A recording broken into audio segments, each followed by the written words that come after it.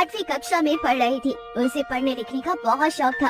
उसे बड़ी होकर आईएएस ऑफिसर बनना था। लेकिन कहते हैं ना, हर किसी की लाइफ आसान नहीं होती। ठीक उसी तरह से कोमल की माँ बचपन में ही उसे जन्म देते वक्त गुजर गई थी, जिस वजह से उसके पिता ने कोमल की परवरिश करने के लिए दूसरी शादी कर ली।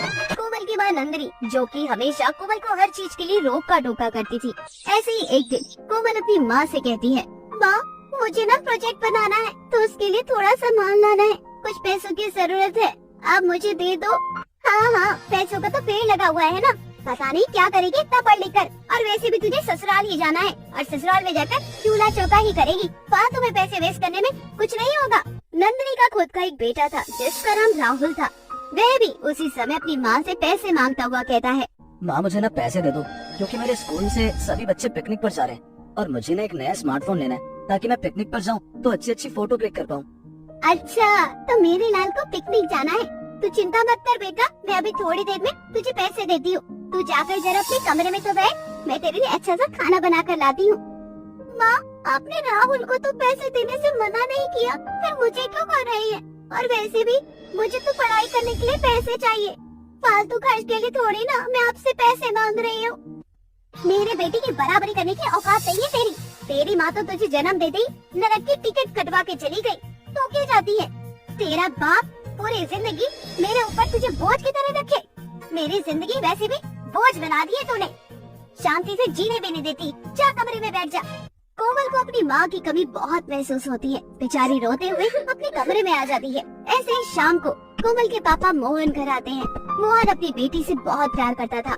वह सबसे पहले अपनी बेटी के कमरे में जाता है और देखता है कि कोमल उदास होकर बैठी हुई है। तभी मोहन कोमल से कहता है, क्या हो गया मेरी गुड़िया, आज तो उदास नजर आ रही है। तुझे तो पता है ना कि जब मैं सोकर उठता हूँ तो मुझे तेरा ही चेहरा देखना होता है, वो भी स्माइल करता हुआ, और जब ऑफिस से घर आओ तब भी मुझे तेरा चेहरा स्माइल करता ही दिखना चाहिए। लेकिन आज तो उदास क्यों है मेरी गुड़िया की स्माइल कहाँ गई? ओ पापा, मुझे ना प्रोजेक्ट बनाना है, और प्रोजेक्ट बनाने के लिए मुझे बहुत सारा सामान चाहिए, जिसमें थोड़े पैसे खर्च होंगे, करीबन 2-3 हजार। तो बेटा इसमें उदास होने वाली क्या बात है? जब तक तेरे पापा हैं तेरे साथ, तब तक तुझे किसी भी चीज की कोई टेंशन लेने की जरूरत नहीं है। तुझे अपने सपनों को पूरा करना है, और वैसे भी मैं अपने परिवार के लिए तो कमा रहा हूँ। कल सुबह मैं तुझे पैसे दे दूंगा, और तुझे जो सामान लाना होगा तू ले आ, और अपना प्रोजेक्ट अच्छे से पूरा करना।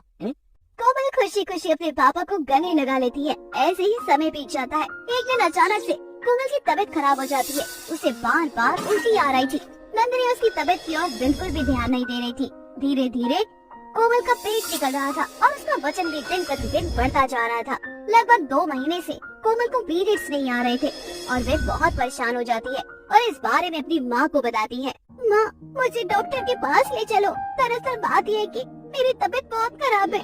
मुझे 2 महीने से पीरियड्स नहीं हुआ और बार बार उल्टी के चक्कर और कमजोरी महसूस हो रही है। माँ, हे भगवान, तुझे 2 महीने से पीरियड नहीं आए, किसके साथ तूने अपना मुंह काला करवाया है? आखिरकार साबित कर ही दिया तूने कि सौतेली माँ तो सौतेली ही होती है। दुनिया अब तो मेरे ऊपर क्या क्या बोलेगी कि मैं सौतेली बेटी का ध्यान नहीं रख पाई, पर मुझे क्या पता था तू स्कूल जाने के बहाने कहाँ मुंह काला करवा रही है। माँ, ऐसा कुछ नहीं है जो आप सोच रही हो। ये जो बाल है ना, ऐसे ही सफेद नहीं हुए हैं। तुझे क्या लगता है मुझे कुछ नहीं पता? गर्भावस्था के दिनों में क्या क्या बदलाव आते हैं एक औरत के शरीर में। तेरा पेट भी निकलता जा रहा है, ऊपर से तुझे 2 महीने से पीरियड नहीं आए, ऊपर से उल्टी चक्कर आने का मतलब यही होता है कि एक औरत गर्भवती है और तू तो शादी से पहले ही मुंह काला करवा ली। अपनी जिंदगी तो बर्बाद ही करी और हमारी भी कर दी साथ में। हम लोगों को क्या ही बोलेंगे कि हमारी बेटी प्रेग्नेंट है। सच में माँ, ऐसा होता है? माँ, मैं क्या सच में प्रेग्नेंट हूँ? हाँ, तो तू सच में प्रेग्नेंट है। अब तो दिल कर रहा है तुझे जान से मार दूं। ये दुनिया वैसे भी हमें जीने नहीं देगी, ताने मार मार के मार डालेगी। तेरा जीना तो बेकार है, जाकर फांसी लगा ले कमरे में जाके। एक सुसाइड नोट लिख दे। तू शादी से पहले माँ बनने वाली है, कम से कम पुलिस वाले मेरे ऊपर शक तो नहीं करेंगे। कोमल अभी बच्ची थी, इन चीजों के बारे में उसे कुछ नहीं पता था। उसे अपनी माँ की बातें बहुत गहरी तरीके से उसके दिल और दिमाग में बैठ जाती है। वे बार बार इन चीजों को सोचने लगती है और वे परेशान होकर अपने कमरे में चली जाती है और एक सुसाइड नोट लिखती है और खुद को कमरे में बंद करके पंखे से लटकना शुरू कर देती है। तभी ये सारा नजारा खिड़की से राहुल देख लेता है और जोर जोर से चिल्लाकर अपनी माँ और पिता दोनों को बुला लेता है। मोहन ये सब देखकर बहुत घबरा जाता है और वह किसी तरह से खिड़की से घुसकर अपनी बेटी की जान बचा लेता है, जिसके बाद कोमल बेहोश हो जाती है। मोहन उसे हॉस्पिटल लेकर जाता है, जहाँ डॉक्टर कोमल को एडमिट कर लेते हैं और उसका चेकअप करना शुरू कर देते हैं। तभी राहुल अपने पापा को कोमल का लिखा हुआ सुसाइड नोट देता है। क्या कोमल माँ बनने वाली है? ये कैसे हो सकता है? मुझे अपनी बेटी पर पूरा भरोसा है, वो कभी ऐसा काम नहीं कर सकती। जरूर कुछ बात है। थोड़ी देर में डॉक्टर बाहर आते हैं। तभी मोहन से डॉक्टर कहते हैं, क्या मेरी बेटी माँ बनने वाली है?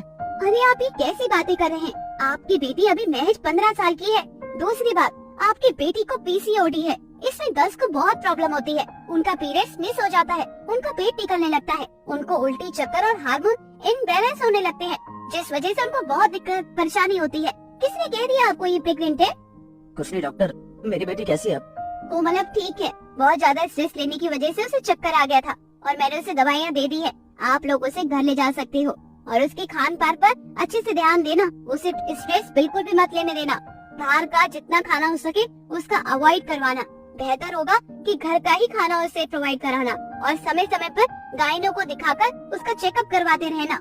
ऐसे ही कोमल अब घर आ जाती है। मोहन कोमल से सारी बातें पूछने लगता है और कोमल बता देती है ये सब उसकी माँ ने कहा था, जिस वजह से उसे बहुत ज्यादा स्ट्रेस हो गया था।